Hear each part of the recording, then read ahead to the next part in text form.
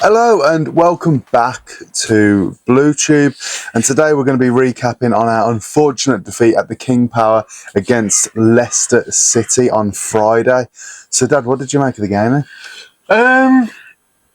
Initially, like everybody else, pretty much has been pretty cheesed off about sort of things that didn't really happen, to be honest with you. Just saying, in my mind, we weren't up to, we weren't this, we weren't that, we didn't get this, we didn't get that, we didn't fight. But looking back, I think we did. I mean, that's not all this video is going to be about today. It's going to be a little look at sort of how the season start has been, really, up until now, because we've got a bit of a break, haven't we? We can't stand the breaks, but I think it's come at the right time after this Leicester game, sort of regroup, get on with it. But I was going to look through a couple of things, and I've written a few things down just to go along with, such as BBC headline here on the internet: impressive Leicester end Birmingham's unbeaten run. Were they impressive? I don't think they were impressive. They did a job at home, which they probably were expected to do, weren't they? And, Chris Davies sort of summed it up, really. I know he's going to say those things, but there was positives in that game. There were some mistakes. There were some silly errors, but we are just not finding our feet in front of goal, are we? For a team of that quality, we really did go toe-to-toe with them. Yeah. Away from home, 30-odd thousand fans. We took 3,000 fans down there. But we've just got to be more productive in front of goal. Yes, we had more possession than Leicester, who I expected would have more possession than us at home. But we're just not getting those opportunities, creating those opportunities in front of goal. I think the killer part for this game, and for a lot of Blues fans, I think you'll agree with me on this, is the fact that it was there for us. The win was there for us. And there's one thing that a lot of people have been saying. I've seen on the BCFC Royal Blue, another podcast, I've mentioned it a few times on this show, very similar to ours. And they talk about tempo and how when we get into the attacking third, we seem to just slow down rather than speed up. And it looks like we're running out of creative ideas when we get into that part of the pitch. That, for me, is our biggest problem at the minute. Totally agree with that, because there's times, and it's not often that we'll be in a position to break. But we had those opportunities against Leicester, I feel, whereas I remember it must have been late on in the game when the ball came out to Keshi, who should have been fresh, and we were on, it was like, let's go. Yeah. And it was just like, let's just see what's going on then and put my foot on the ball a bit and have a look around. And before you know it, they've got men behind the ball, and you've got that back door to open again, and it's just like, whereas, and I'm going to be really, really unpopular with this, but I think there's truth in this. Damari Gray had a great game, and there was a time when I was thinking maybe he should have gone off because he was really struggling. Well, after that shoulder injury, it took a bit of an edge away from him, But there was a couple of opportunities where Kumas was making overlapping runs, and we weren't taking that opportunity to get behind them. Yeah, there was a couple of times where he might have been offside, but if he'd have played the ball right at the right time, we'd have been behind their back line and in on goal with opportunities then. And we were using it more to sort of stretch their defence for Demi to come inside on his preferred right foot. But it was happening all the time. And I was just thinking, you need to mix it up a little bit. Yeah, do it one time. Then when the defenders expect you to go one way, you've gone the other way. But we kept just sticking to that one tactic. And that's the other thing we were talking about before we started recording this. The tactics just seem wrong, like on the set pieces. Do you know what? Set pieces have just never really been one of our threats. Have they? Once again, going back to another podcast that I watched, they made a point, and I was like, do you know what? Yeah, they're absolutely spot on. I mean, looking back at the Port Vale game, if you see the vlog that I made on that, so many corners. It's basically just corners. But every single time we got one, I was never thinking, do you know what, we might score from this. It's so rare that we score from set pieces. That does need to be looked at. It's two problems that we've carried over from League One, isn't it? One is the tempo in the attacking third of speeding up, and the second one is set pieces. Not just attacking them, but defending them as well. I think that's the two big weaknesses that we've got in our squad. We're not a million miles away It's not something that's critical, I don't think. Just a few tweaks, and once we get there, we'll be flying. But that's also why it's so frustrating, because Leicester, we could have took them on Friday. I totally agree with that. I mean, there's so many different ways of looking at that game the other night. I mean, we were bloody unlucky in so much as the decisions again, and I'm going to get this out of the system now because I want to discuss this. There were some massive calls made. And even some smaller calls that just weren't going our way. And the big one is that challenge on Kyogo. Yeah, right Ricardo on the edge Pereira. of the box. And it's typical, he goes and scores as well. Shocking, wasn't it? But this is what I was going to get at. But it was just like, at the time, I've got to be honest with you, I was just like thinking, oh, great position to have a free kick. But like you say, nothing comes of it. It's just like, you don't get excited with Blues taking a set piece at the moment, do you? And it's been a long time since we have. At one point, I think early last season, we were sort of like finding a bit of an identity, especially off corners. We were taking corners and we would like get in this pattern, and Laird was getting to the back post, heading them back across, and we were getting a few goals off them. Yes. Do you know what I mean? Yeah, you're right. But we haven't got that now. We've been where did that go? That's a really good point. Where did that go? I don't know. But looking back, and I've analysed this, and we'll put this on. But where the referee is in the position for this Pereira, where he took out Kyogo, it's a two-footed reckless challenge. Where at one point his foot was a foot over the ball, and he's contacted with his ankle. That's a leg breaker, that is. I don't know what the extent of Kyogo's injury is, but he went off from this. Yeah, he went off hobbling, didn't he? And even the commentator, when he first saw the replay, was, oh, it's a yellow card. And they're like querying, even if it was more than that. It's a red card. I mean, I'm not one for like calling for red cards all the time, but I can guarantee you one thing here. If that had been down the other end of the pitch and that had been someone like Clara going in, with the crowd behind them, that would have been a red card. I'm telling you that now. Yeah. And then the smaller calls as well. And like I say, I'll get this out of my system. Kyogo, we had a corner. He got played into the box. He glanced off Clara.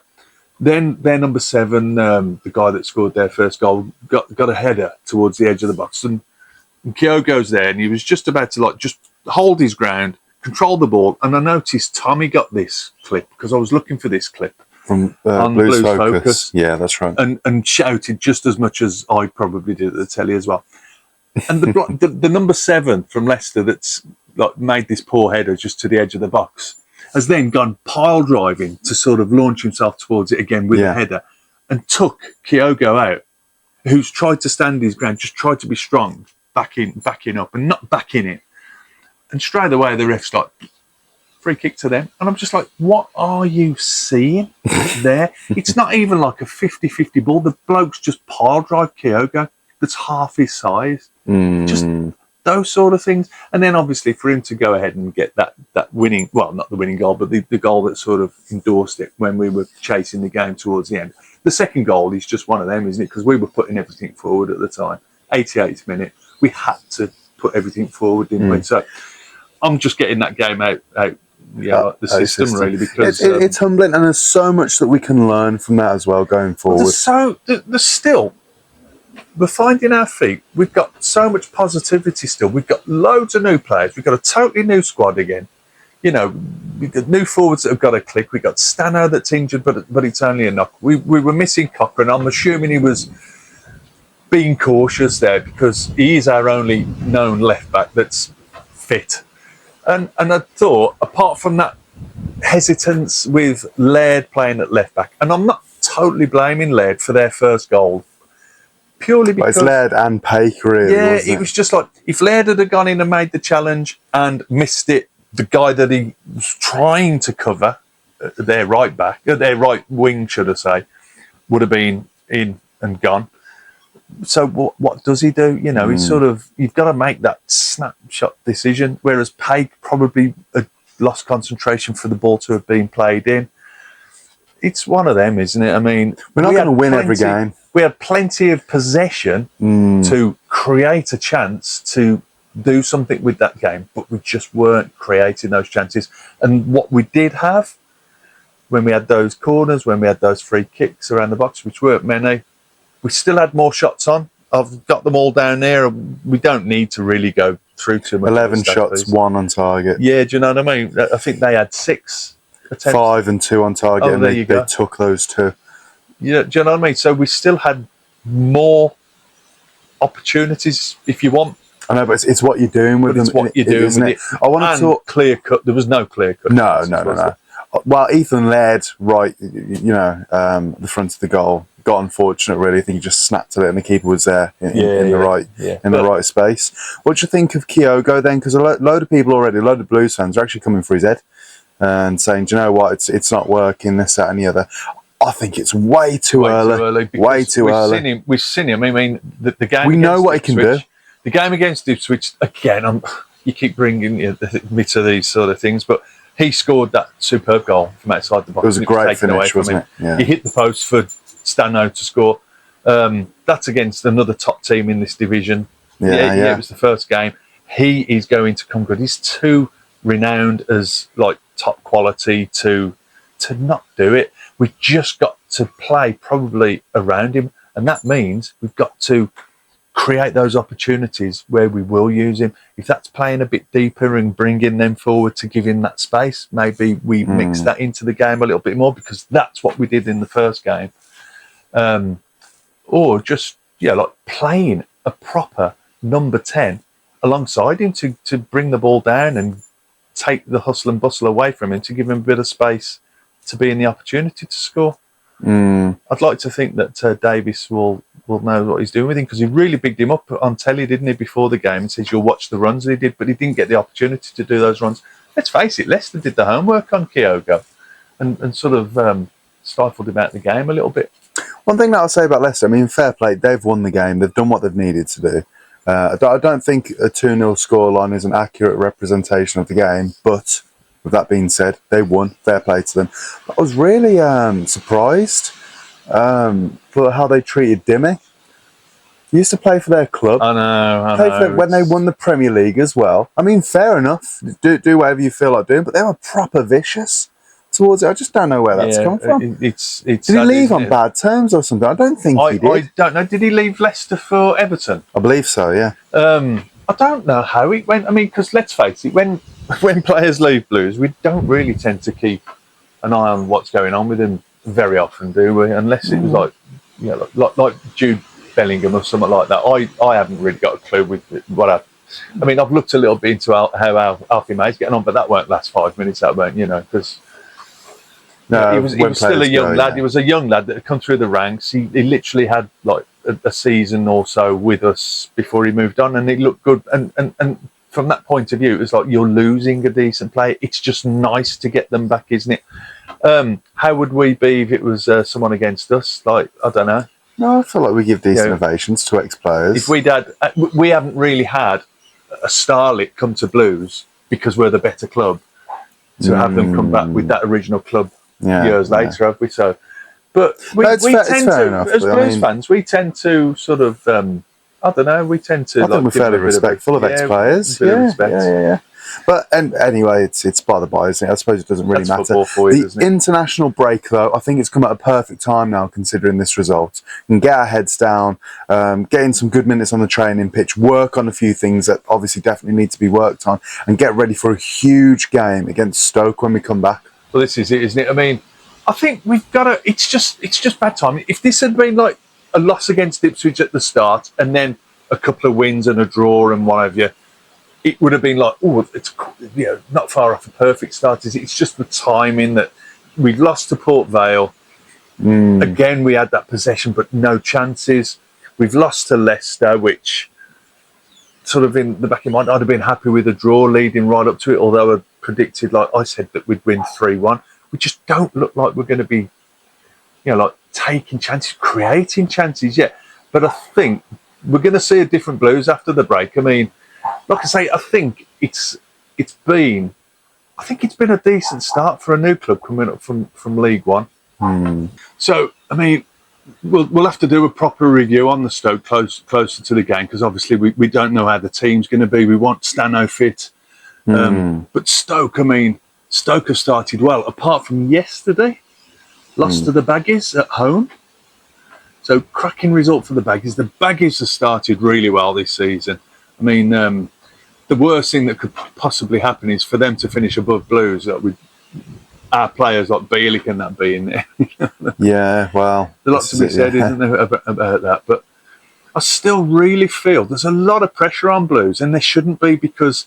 But is it our own doing? Because I've certainly bigged us up a lot, and I know Blues themselves have made it so clear that Premiership is just the one target now, which is why I wasn't so bothered about the Port Vale result last week. Yeah, it was our second string, wasn't it? A load of new players coming into the fold.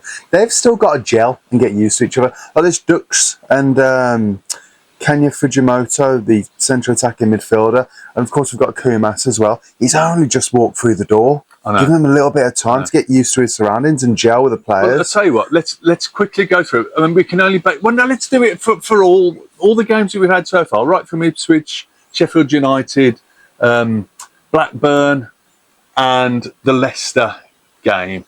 I mean, I've heard people are moaning about Allsop. I think Allsop is one of the, if not the best, goalkeeper in the Championship. He's certainly in the top three for me. Definitely, because he's your all-rounder. And although it hasn't been there with way of the distribution that we saw last year, you don't just lose that. Do you know what I mean? I noticed that Bright doesn't make quite the same runs and being on that last man that Laird did, which leads me nicely to the right-back position. For me, I'd be starting with Laird in the right-back position and go back to Cochrane left-back, because Cochrane is your Mr. Steady Eddie. I know I keep coming back to that. I don't mean to say Eddie Cochrane, because you won't have a clue what I'm on about by that, but the older you keep doing it though, don't you? Do we want to go for the entire squad? I just want to, not the entire squad, but I was going to mention that Clara, it's an unusual position for him to be in left side centre back. Are we making do when we could have a left sided centre back in Cashin and use him on the right side? Because even people are moaning about Neumann now. Again, this guy's had a couple of games in England after literally moving his whole family here from Germany. We've got to remember that, yeah. We've same with all the players. People say, the professional footballers, but they're human. And, they still have to adjust. They're not robots, do you know what I mean? And much as I'll give them a bit of time, I won't give them forever, because, you have got to adapt, and you are a professional athlete, so you've got to take that into consideration as well. Yeah. Moving up to the midfield, I mean, what can we say about that? Well, a lot of people I will bring you on to this quickly. A lot of people are moaning about Willemsen. I know I'm moving up further here, but what are your thoughts there? I think Willemsen's changed his game. I think that, it could improve more. I think he's getting a lot more involved. Yes, he can be a little bit sluggish, like I mentioned about Keshi coming up. I hate seeing him on the right-hand side, He just naturally goes over to the right, and that's not what we got him for, because we put him in as a number 10 sort of position, haven't we? And that's what he was coming for. So if he's one that we do have to bring on off the bench, maybe that's the way forward with him. Maybe we need to have a look closely more at Doyle. Yes, good shout. I haven't seen enough of him, really. I want to see much more of him. He didn't have the best game against Port Vale, but let's be totally honest, no one did they? Yeah, we've got some amazing signings, and they've still got to gel, still got to mould as a unit, as a team. And once they do, I think we're going to be flying. Because we're not doing bad, are we? Exactly. We've just got to be cautious now that we don't just lament them that much that it just brings them down, and we end up spiralling, because we're not in that. People have overreacted to this result as well. Yeah, and it can happen quick. That can. Yeah, it can. So we've just got to get behind them. Yeah. I know, we're passionate as Blues fans, and we speak our minds a lot, but we've just got to get behind them on days like this. I mean, the fans down there did, and it was great to see on Tommy's on the Leicester game. The Blues fans, majority, and they were there and they were clapping him off at the end, because it wasn't the worst game, but it was just one of those games that's going to be tough. And I stand by, at the start of the season where I said we've got no one to fear in this division. No. If that, we've played the top two teams really now with Ipswich and Leicester. And Leicester. Yeah, we got Middlesbrough are making a mad dash for they haven't lost yet. The Baggies second place. Do you know what I mean? You've got your Sheffield Uniteds that Nothing to worry about. I don't want to go into this too deeply, but at the time of recording, it is obviously Sunday evening. The transfer window closes tomorrow. We'll do a roundup once the transfers are all said and done. But from what Chris Davis has said, we're going to be after 1 or 2 more. One in the defensive area, he said. That's all the detail they would give. But we can imagine that that's going to be a left back, isn't it? And someone else further up the pitch. So I don't know if that means this Yang from Celtic, another winger, or if that's going to mean Alex Oxlade-Chamberlain, potentially another striker if Lyndon Dykes goes to Hibernian. Still being touted with him, aren't we? Yeah. So any thoughts on that then? Before we close it's out, hard to say. Do we need any more wingers? Do we need another winger? We got, I know Wright's injured, but where do you think we need to do? We need left back cover. Well, yeah, we need a few names. I think a left back definitely. And we were actually linked. I was looking at one of these transfer sites earlier on, and I didn't write it down. I didn't take a snap, but it's going back about 2 weeks. I'd not heard about it. We were linked with some European left back a couple of weeks ago, and I wished I'd written it down now. But it's just fizzled out into nothing. But Oxlade-Chamberlain came up again today on this like little wheel they've got. European, the Barcelona. I think it might have been a centre back. I can't remember. We've been linked with everyone, haven't we, this transfer? Well, this is it, and that's what happens. Like when there's money being bounced around, and Blues are spending a bit, aren't they? And I think Blues have been really cautious around the amount of money that's being involved now. We're not just going to splash silly money. We've had lots of like free agents and loanees, and I know we spent 10 million on Kyogo, and I do think Kyogo will come good on that. But I always said I think there will be a deadline day signing, just because that's what the owners will want. I think that there could be something special on the last day. Yeah, be disappointed sort of if there wasn't, but I don't know. Who do you think we're going to get? I mean, do you have any ideas? Who would you like? Wouldn't mind a name like Alex Oxlade-Chamberlain. A lot of people might think, his injury woes, his age. We're getting some of that talent, Yeah, we've said a Champions League and Premier League winner. Come on. Yeah. Imagine someone like that around the squad. I mean, but you know what? I think, and I don't know what people's thoughts are. Hold on, sorry to cut you off. Do you know who I think we need? Go on. I can't remember where I heard this, but if we got rid of Lyndon Dykes, we're talking about strikers and stuff and not having enough up front. Remember who we was linked with really early in this window? If we had the opportunity to get Shea Adams, would you say no? I'll tell you what. It's not going to happen. But I remember hearing that somewhere and thought, do you know what? That is exactly what we could do with a Shea Adams back at the club. Never know, do you? Come on, Tom Wagner, make it happen. And Alex Oxlade-Chamberlain. And Messi as well. But this is what I was going to say. And this is something that sort of, when you sort of overanalyse the last few games that we've had, and when we were talking about the set pieces, maybe not even a player, maybe a set piece coach. Maybe that's what we need to look at, because something's not going right with our set pieces. Have been awful an attacking coach. Yeah, do you know what I mean? I mean, when we had who was it that we had then? BT, James BT, as a striking coach. Yeah, and it was really rubbing off on you could see Duke and was it Shea Adams at the time? I think it was Shea Adams. Yeah, and it shone through. Yeah, I don't think that's something that wouldn't go amiss. A decent coach, bulk that coaching squad up a bit, because no disrespect to who we've got now, but there's certain flaws at the moment, isn't there? And Chris Davis can't be expected to do all of it all the time. I think it's going to be a case of time, though. Give it a little bit. Yeah, I think you're probably right. And we will be there. That'll do me for a little sum up, because we got Peter waiting. Yeah, we had pizza at the door a minute ago. So there's a weird cut in the editing, that's why. Could you tell? I'm like... All right, well, we'll wrap it up then. Let us know your thoughts in the comment section as well. Just hurry up. I want the pizza. All right then, guys. Take care of yourselves. Thank you for watching, and we'll catch you on the next one.